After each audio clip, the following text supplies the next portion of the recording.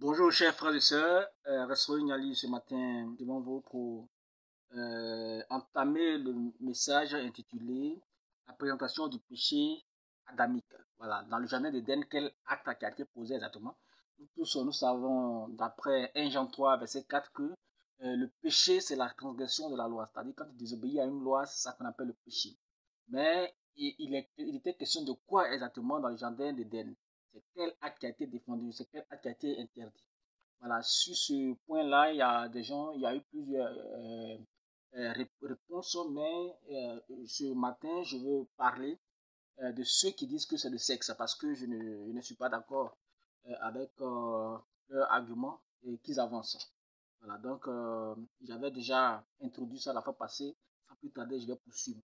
J'avais donné un certain nombre de points sur lesquels j'allais intervenir. Et j'ai dit que j'allais le faire au fur et à mesure. Donc aujourd'hui, je commence par 2 points. Voilà, ce ne sont pas les 2 premiers points. Les 2 premiers points sont des questions. Voilà, je vais répondre à ces questions-là à la fin. La fin peut être aujourd'hui, ou ça peut être une autre fois. Je donne les messages en fonction des minutes parce que je n'aime pas faire de longues vidéos. Quand je vois que les minutes sont assez avancées, je coupe la vidéo. Bien, donc le 4e point qui était que, c'est après ceux qui soutiennent que le jardin le péché adamique était le sexe, ils disent que Caïn est le fils du serpent. C'est-à-dire que Ève a eu des rapports sexuels avec Caïn et avec le serpent. Ève a eu des rapports sexuels avec le serpent. Et de ces rapports sexuels-là, il y a une grossesse qui a donné Caïn. Donc, Caïn est le fils du serpent. 4e point, Caïn a tué Abel, donc il a été meurtrier dès le commencement. Voilà. Caïn a tué Ève et Caïn a tué Abel, donc il a été meurtrier dès le commencement. Parce qu'il y a un passage biblique qui parle du meurtre, d'un meurtre dès le commencement. Ils disent que c'est Caïn qui a commis ce meurtre. Voilà. Donc, 3e point sur lequel je vais intervenir, c'est le point 5. Race de vipères. La race de vipères est la race du serpent. La race de vipères est la race du serpent. C'est ce qu'ils ont dit. Donc, on va intervenir dessus. La race de vipères est la race du serpent. Après, les autres points, ça sera une autre fois. Parce que je ne vais pas trop durer. Si j'ai du temps, je vais ajouter encore d'autres points. Okay. Donc, si, premier point, Caïn est le fils du serpent, né des rapports sexuels entre le serpent et Ève. Deuxièmement, le meurtre du commencement dont parle Jean chapitre 8, verset 44, disent que c'est Caïn qui a commis ce meurtre-là. Donc, c'est parce que c'est le fils du serpent et que c'est le serpent, l'esprit du serpent qui agissait en lui. Voilà pourquoi il a commis ce meurtre. Donc, le meurtre en question, c'est Caïn qui l'avait commis. 6, le point 5. Point 3, qui est le 5e point ici, c'est-à-dire race de vipères. Dit race de vipères, c'est la race du serpent. Donc, tous ceux qu'on appelle race de vipères, ils sont les descendants du serpent, d'après ce que ces gens-là disent. Bien, donc on va commencer directement par d'abord le meurtre du commencement. Là. Le meurtre qui a eu lieu dans le commencement. Donc, on prend Jean chapitre 8, verset 14, rapidement, verset 44 rapidement. Jean 8, 44. Jean chapitre 8, verset 44. Je ne suis pas encore. Voilà. Jean chapitre 8, verset 44. Il est écrit. Vous avez pour père le diable et vous voulez accomplir les désirs de votre père. Il a été meurtrier dès le commencement et il ne se tient pas dans la vérité parce qu'il n'y a pas de vérité en lui. Lorsqu'il profère le mensonge, il parle de son propre fou car il est menteur et le père du mensonge. Voilà. Donc, ici, on dit votre père, il a été maîtrisé dès le commencement. Donc, pour eux, c'est le diable et ce meurtre il a commis en Caïn. Quand Caïn a tué Abel, c'est de ce meurtre qu'il parle. Parce que j'utilise ce passage pour dire que Caïn était le fils du serpent. Voilà. Effectivement, le diable a commis un meurtre dès le commencement, mais ce n'est pas en Caïn qu'il a commis ce meurtre-là. Voilà. Parce que leur but, c'est de démontrer que le diable, que Caïn était le fils du serpent. D'abord ici, on dit ce que le diable a fait. C'est ce que le diable aimait d'abord, puis ce qu'il a fait au commencement. Le diable était un menteur, le père du mensonge. Alors, dans les jardins d'Éden là-bas, le diable a menti. Et quel était le mensonge? Lorsqu'il a dit à Ève que la consommation du fruit allait faire de Dieu et qu'il n'allait pas mourir. Vous ne mourrez pas. Donc là, c'était un mensonge. Donc, c'est en quelle personne on peut lire ce mensonge. C'est le diable et c'est dans le serpent qu'il a donné ce mensonge. En Caïn, c'est qu'on a dit de Caïn, on sait que Caïn il était tout simplement jaloux et il a tué son frère. Quand on parle de mensonge, Caïn n'a pas manifesté le mensonge. Quand on lit les Écritures, il n'a pas menti. Voilà. Il a manifesté le mensonge dont on parle dans le jardin d'Éden là-bas. Voilà. Donc, ici, et là, seulement que peut-être qu'on peut dire que lorsque Dieu lui a demandé où est ton frère Caïn, il a dit qu'il ne suit pas son gardien. Voilà, tout simplement. Sinon, quand on parle de mensonge, il s'agit du mensonge que le serpent a dit à Ève. Vous ne mourrez pas. C'est ça que les questions. Le serpent qui parlait dans lui, c'est le diable. Voilà. Maintenant, le meurtre encore. Qui a commis ce meurtre? Écoutez, si moi, je suis dans une maison comme ça, que mon père sort de la maison, et qu'il y a plusieurs bouteilles de boissons dans la maison, et le père sait qu'il y a une bouteille parmi ces bouteilles qui est empoisonnée, il me dit, restaurez Niali, ou bien Charles, tout simplement, il y a une bouteille dans la maison, là, parmi les boissons, là, la boisson qui se trouve dans la bouteille verte, là, il ne faut pas la boire. Ne la buvez pas, sinon, si vous buvez la bouteille, le contenu de la bouteille, vous allez mourir. Et quand il part, il y a l'un de ses amis qui vient derrière lui, il dit, donc, attends, votre père a dit que vous n'allez pas, toutes les boissons, vous n'allez pas les boire.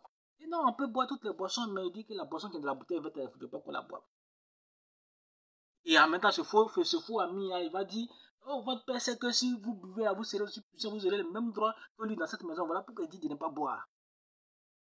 Et maintenant, nous, les enfants, on se met à boire de cette boisson. Si la mort s'en souvient, qui a commis ce maître? C'est ce faux ami là qui est venu démentir ce que le père nous a dit avant de partir. Donc, cet ami est celui qui est le meurtrier. Le meurtre dont il est question ici, là, c'est le meurtre d'Adam et Ève. Parce qu'ils n'avaient pas été créés pour mourir. Donc, le diable les a tués dès le commencement en proférant le mensonge. Donc, ce n'est pas ce meurtre n'a pas été commis en Caïn. C'est d'abord le premier. Il n'y a pas trop duré sur les points. Hein, voilà. Parce que, comme je vous l'ai dit, dans la suite, il y a donné des versets bibliques. Hein, et comme je vous l'ai dit, quand je contredis quelqu'un, mais que je suis en face de quelqu'un pour un débat, je ne me donne pas la tâche de chercher des versets. Je peux même venir sans aucun verset. Et je me contente seulement du verset de celui qui est en face. Des versets que celui qui est en face va me donner. Parce que des gens mémorisent des versets, mais ils ne connaissent pas les sens. Non, c'est les sens là. On va essayer de savoir ce que ça veut dire tout simplement. Voilà. Maintenant, pour appuyer, moi, il peut venir avec quelques versets. Parce que la parole de Dieu ne se connaît pas. Un verset ne peut pas connaître un verset. Donc, quand toi, tu viens un verset, moi, c'est ma parole, c'est la parole de Dieu. Donc, j'adhère à ça. Voilà. Deuxièmement, donc, c'est pas en Caïn que ce maître a été commis. C'est dans le serpent. Parce que le serpent a menti, a commis un maître. Alors, ce mensonge a conduit à un maître. Voilà. Race de vipères, voilà, race de vipères, race du serpent, race de vipères. Donc, tous les fils du diable, tous les fils ceux que Jésus traitait des races de vipères, là, c'était des descendants du serpent. Après ce que ceux qui soutiennent que l'acte défendu était le sexe disent. Voilà. Donc, à ce sujet, je voudrais vous dire d'abord, et je vais soutenir avec des passages bibliques, je voudrais vous dire d'abord que Jésus, quand il parle, il fait beaucoup de comparaisons. Il fait beaucoup de comparaisons, il utilise beaucoup de figures, et quand il parle, il fait beaucoup de comparaisons avec les animaux. Et il assimile certaines personnes à des animaux. Voyez-vous? Est-ce qu'il n'a pas appelé ceux qui le suivaient des brebis? Il n'a pas traité ceux qui le suivaient des brebis. Des brebis. Les brebis sont des animaux. Alors, il n'a pas noté les versets, mais comme il y a une fois parlé dessus, je crois que c'est Jean chapitre 10, verset 14. Jean chapitre 10, verset 14. Voilà. Si ce n'est pas ça aussi, voilà. Sinon, dans la Bible, Jésus a traité ceux qui le suivaient de race brebis. Est-ce qu'on va dire que dans le jardin d'Éden, il y a des moutons qui ont couché aussi avec Ève? Est-ce que vous voyez un peu? Donc, on va poursuivre maintenant avec des passages bibliques qui montrent clairement que les hommes ont été plusieurs fois comparés à des animaux par le Seigneur Jésus-Christ. Et par la comparaison, il a désigné des hommes en utilisant des noms d'animaux. Voilà. Donc, on commence par Matthieu chapitre 10, verset 16, qu'on va lire. Matthieu chapitre 10, verset 16. La lecture me prend tout le temps. Matthieu chapitre 10, verset 16. Il est écrit: Voici, je vous envoie comme des brebis au milieu des loups. Soyez donc prudents comme les serpents, simples comme des colombes. Donc, quand Jésus désigne, il compare les hommes, il voudrait que les hommes se comparent comme les animaux, mais il compare les hommes aux animaux. Il y a un caractère, ou bien des caractères qui sont dans ces animaux-là, qu'il a détecté en ces hommes-là. Donc, le passage qui dit, vous êtes race de vipères, il va lire aussi ce passage-là. On va lire Matthieu 23, verset 33. Matthieu 23, verset 33. Le passage sur lequel les gens se battent pour dire que les hommes seraient des serpents. Voilà. Matthieu 23, verset 33. Et je lis. Serpent, race de vipères, comment échapperez-vous au châtiment de la hyène? Vous pouvez commencer du verset 23 jusqu'au verset 33. Matthieu 23, verset 23 au verset 33. Voilà. Donc, là, Jésus s'adressait à des hypocrites, aux pharisiens. Parce que le caractère que Jésus voulait mettre en exercice en les comparant aux serpents, à la race des vipères, c'était quoi? C'était l'hypocrisie. Il présente un extérieur blanc, un extérieur pur, un extérieur bon, alors que l'intérieur est sale, l'intérieur est noir. L'intérieur est malsain. Voyez-vous, tel le serpent dans le jardin d'Éden. Le serpent dans le jardin d'Éden était quoi? Il était, quand on décrit son corps était vraiment très très beau, avec de belles couleurs. Il avait le plus beau corps parmi tous les animaux dans le jardin d'Éden. Le serpent. Mais à l'intérieur de lui, il renferme un venin. Donc le serpent, c'est cet animal-là qui est hypocrite sur ce plan-là. En ce moment, il ne marchait pas encore sur le ventre. Voilà. Donc il avait un beau corps, mais à l'intérieur, il renferme un venin. Vous voyez un peu. Donc quand il dit que les pharisiens sont une race de vipères, il dit que ce sont des hypocrites. Ils paraissent bons. Moi, ils se présentent comme des gens bons. Alors qu'à l'intérieur, ils renferment des vides. Ça ne veut pas dire qu'ils étaient descendants de serpents. Je pense de cela qu'il est question. Voilà. Donc, pour justifier ça, pour appuyer ça, c'est pour ça que je vais donner Matthieu chapitre 10, verset 16. Pour dire que c'est le caractère de l'animal. Il y a un caractère dans l'animal que le Seigneur veut mettre en exergue. Il voudrait que ce soit en l'homme, mais qu'il a déjà vu en l'homme. Quand en Matthieu chapitre 10, verset 16, il dit: Soyez vigilants comme des serpents. Est-ce que vous voyez un peu? Simple comme des colombes. Hein? Simple comme des colombes. Et puis, il a parlé aussi des brebis. Voilà. Est-ce que vous voyez un peu? Donc, ça ne veut pas dire que dans le jardin d'Éden, il y a soyez vigilants comme le même serpent a été utilisé. Pas des brebis dont on dit serpents, soyez vigilants comme des serpents. Matthieu chapitre 10, verset 16. Soyez vigilants comme des serpents. Simple comme des brebis. On va bien lire. Matthieu chapitre 10, verset 16. Voici, je vous envoie comme des brebis au milieu des loups. Je vous envoie comme des brebis au milieu des loups. Soyez donc prudents comme des serpents et simples comme des colombes. Donc encore le serpent qu'on dit que c'est lui qui a mis au monde Caïn, et Caïn a eu ses descendants, et qu'on traite des gens, des fils du diable, de race de vipères, de race de serpents. C'est Jésus qui dit qu'il faudrait qu'on soit vigilant comme des serpents. Donc voici un caractère du serpent qui voudrait que les brebis là ils aient, qui voudrait que ceux qui le suivent ils aient. fusillés comme des serpents. Simples comme des colombes. La colombe est inoffensive. Soyez comme ça. Donc vous avez vu, le serpent aussi est sorti. Désigner ceux qui suivent même Jésus. On va dire aussi qu'eux, ils sont descendants du serpent.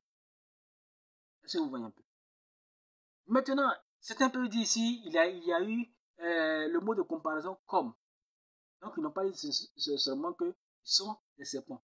Or, dans Matthieu chapitre 23, verset 33, on dit, il a directement dit race de vipères, serpent. Voilà, race de vipères. Or, dans Matthieu chapitre 10, verset 16, il y a eu comme, ils ont mis comme. Donc, on peut dire que le comme aussi, c'est simplement une simple comparaison. Mais on va aller plus loin dans Matthieu chapitre 15, verset 6 à 7. Matthieu chapitre 15, verset 6 à 7. Et on lit. Il répondit, il n'est pas bien de prendre le pain des enfants et de le jeter aux petits chiens. Oui, Seigneur, dit-elle, mais les petits chiens mangent les miettes qui tombent de la table de leur maître. Donc, il traite la femme là de race de chiennes aussi, mais de chiennes directement. Il n'y a plus de comparaison, comme. Il dit, il n'est pas bien de donner de pain des enfants aux petits chiens. La femme, elle la traite de chienne. Vous voyez? Est-ce qu'on va dire dans le jardin d'Éden aussi, le chien a eu des rapports avec Ève? Toutes ces comparaisons que vous faites, quand on dit race de vipère, ça ne veut pas dire que forcément le serpent a eu des rapports avec Ève. Ce n'est pas de cela qu'il est question, ce sont des comparaisons, des figures de style. Il est le Seigneur Jésus-Christ, il est le chef en figure de style, il a fini avec les figures de style. Donc, quand vous l'écoutez, voilà pourquoi on dit que toute part de ces discours étaient des paraboles. C'est des paraboles. Donc, ne prenez pas les choses comme ça à la lettre. Voilà. Maintenant, le point sur lequel je vais durer, je vais passer rapidement dessus. Parce que je ne vais pas dépasser 25 minutes. Voilà. Donc, la femme adultère qui se suit la bouche. La femme adultère qui se suit la bouche. La Bible, il y a un passage qui dit que la femme adultère, une femme adultère, comme la femme adultère qui se suit la bouche. Une femme adultère, quand elle fait en sorte que son mari ne puisse pas savoir qu'elle a eu des rapports. En fait, se suer la bouche ici, ça ne veut pas dire que quand elle finit, se suer la bouche, c'est une expression tout simplement pour dire qu'elle efface des traces. Voilà. Comme la femme adultère qui se suit la bouche, ça dit qu'elle efface des traces. Je dis ici bouche ici, comme je disais bouche, la bouche dont il est question pour la femme adultère là, c'est le sexe, puisque c'est avec le sexe qu'on commet l'adultère. Voilà. Puisque l'adultère fait devenir les rapports sexuels, donc c'est avec le sexe. Donc la bouche dont on parle ici là, ils disent que c'est le sexe. Donc la femme adultère qui se suit la bouche, c'est ça. Oh, le mot, cette expression a été utilisée pour dire que la femme adultère efface les traces. On peut dire comme aussi le voleur qui se suit la bouche. C'est pas parce qu'ils ont tué le cas de la femme adultère, on dit que non, la bouche dont il est question, c'est le sexe. On peut aussi dire, comme le voleur qui se suit la bouche, la même expression. L'expression avait dit effacer les traces.